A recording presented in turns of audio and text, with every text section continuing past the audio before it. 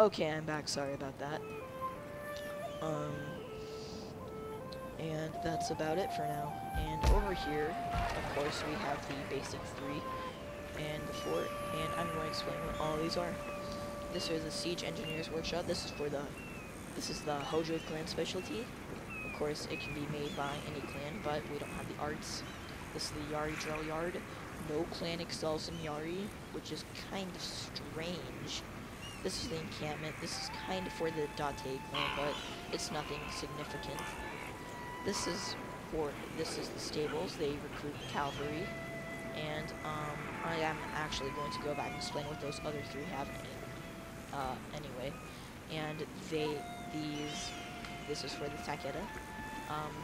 This recruits the firebomb throwers, and the firebomb throwers are pretty good against clumps of units, but they kind of kill themselves, have a tendency to. This is the yard. No, this is not the Yard Drill Yard. Of course, it's the Yard Drill Yard. You guys can't read. You guys are Canadian. The Yari is good against the cavalry, but it's not good against swords. But it's weak against swords.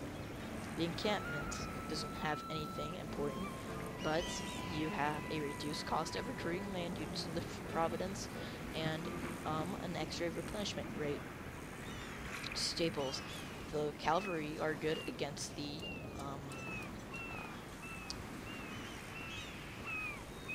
swords and are bad against the Yari. The archery dojo for the Chosukabi.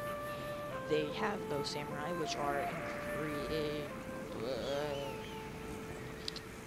better than Ashugaru, bow Ashugaru. And the bow belongs to the Josukabi, so they're gonna have a specialty. This is the Sake Den, and this is stealth chain, and this will let you recruit an agent. And agents are kind of like special units on the map. They can be used for things like sabotaging castle towns, which might give you your units a boost, maybe demoralizing enemy units like this one right here, that will give them an extra chance to shatter and flee. And other things sort of like that. The Sake Den is the only one that'll let you recruit two different agents at the same time. Well, no, two totally different agents. The missionary and the monk, I don't think, are that different. The geisha is the one that I'm thinking of, and it's at the very end of the chain, and this one is special. The Sake Den belongs to the Hattori, the Hattori, and it gives you some extra happiness and extra level. So that's pretty cool. But the thing about the Sake Den is that if you have a general in it for too long, it will get a negative effect, which will decrease its sight of view on the campaign map, and that's not very good at all. So it does have some significant downsides. The Sword School, this belongs to the Shimazu in the Date, and it has the Katana Samurai, and there actually technically isn't a Ashugaru sword thing, but the Iko Iki kind of have that, but that's something kind of different entirely. The Iko Iki units are way different than normal units. They recruit less effective units, but in higher numbers. And these units aren't very good. They're also for the Date when upgraded. They recruit the Nodishi, and there actually isn't an upgrade to the Nodishi, which kind of sucks. And this is the market. This is for the Togarawa. This will recruit the Metsuke agent, and I believe that there's a negative effect for keeping a general in a province with the market for too long. I forgot what it's called, but Metsu are kind of like the police officers of your town. You can try people for, can trial agents for some war crimes and whatnot. And we have the Buddhist temple, and that will increase the religious zeal of in the province and neighboring provinces, and it'll allow you to recruit the final agent, the monk, other than the geisha. The geisha is kind of something different entirely. I don't think I'm going to be explaining it, but maybe in a bonus episode or something like that. And it'll also increase the rate which chi arts are mastered at. And this is mostly for the Yusui and the Jodo Shichu temple, which is what the Ego Iki have instead of the Buddhist temple. That belongs to them. Wow, that took a while to start out in, and the thing is, this is gonna take quite a while. The providential happiness about this, you have to repress your people in your provinces to prevent them from rebelling, which is kind of like spawning units in your, province, which will attack your province and try to liberate it for themselves.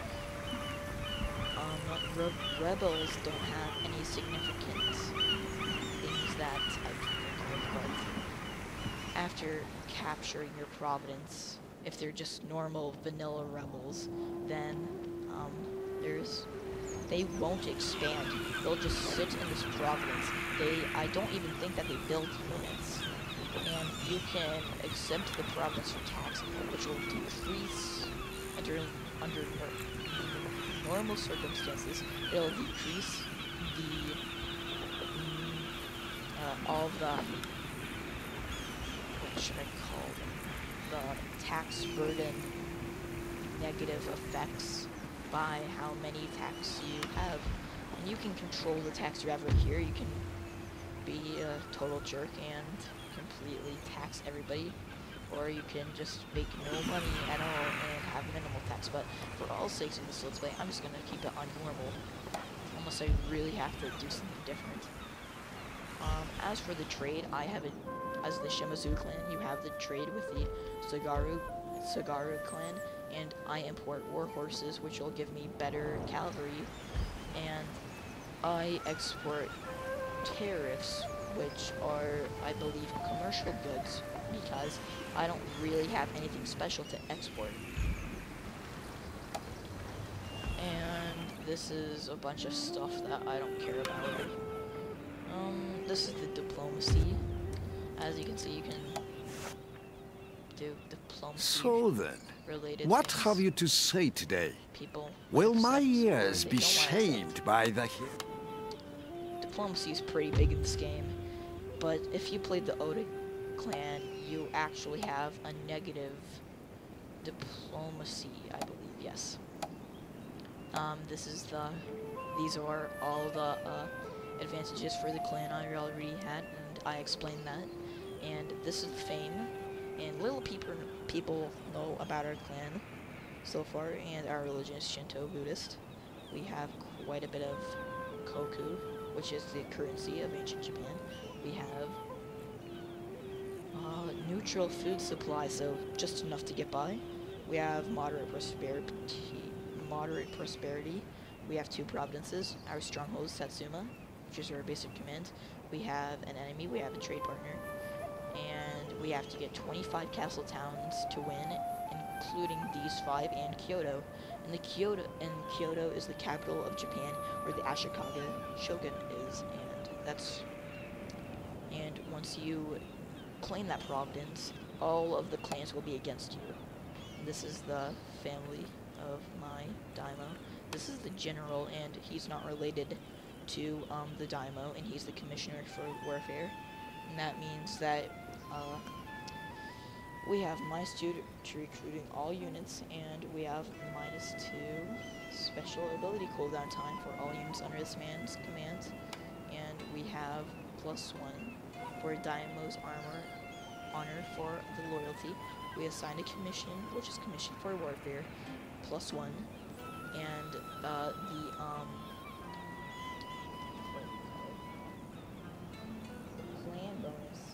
gives us another one, and we have 2 personal loyalty, resulting in 5 total loyalty. So this guy's probably not going to betray us unless we do a bunch of bad moves on him. He gets all pissed off on us, and I have 3 sons. And that's pretty good. Yep, that's just about it. And I'm going to go ahead and repair this castle town, which will repress the people by 4. That took quite a long time to explain, but don't worry, it'll pick up soon. Right about now, I think that this is about good for one episode. I just got on our feet. Ideal for whittling down. And Yariashi. next time we play, I'm going to go ahead and show you the battle sequence, the sieging sequence. And we have information. Masters of Kenjutsu. Swords, symbol, honor, the symbol of strength, peerless in Kenjutsu. Our samurai have katana skills that are matched only by our innate sense of honor and duty. We must further our understanding of Kenjutsu so that our men may continue to maintain their advantage in battle. We have to master the art way of the sword, and then we get the Shimizu katana samurai. Before I go, I want to explain the mastering of arts. We have 2 trees of arts. We have Bushido and we have Way of Chi. Chi is kind of more of a cultural thing. Bushido is more of a war thing. Some clans are more effective on the Bushido route, like the Shimizu, the Hojo, the Mori, Date, Oda, and the Way of Chi has more of a few more clans. They have the Yusui, the Idoiki, the Hadorai, the Tokugawa. Oh yeah, I think Bushido also has the Takeno. Oh yeah, and the Josokabe. That's about it. The Date, yeah, I said Date. I can't remember, I forgot one. I always forget. I already said that last time I recorded, but it still stands. So, next episode, of course, I explained, we're going to conquer Hyuga. I think that's Hyuga, of the Edo, and that will kill the Edo entirely. And we're going to set our sights on Bungo, and on Bungo, we're going to find something pretty interesting there probably. So, I'm going to see you next episode. See you guys later.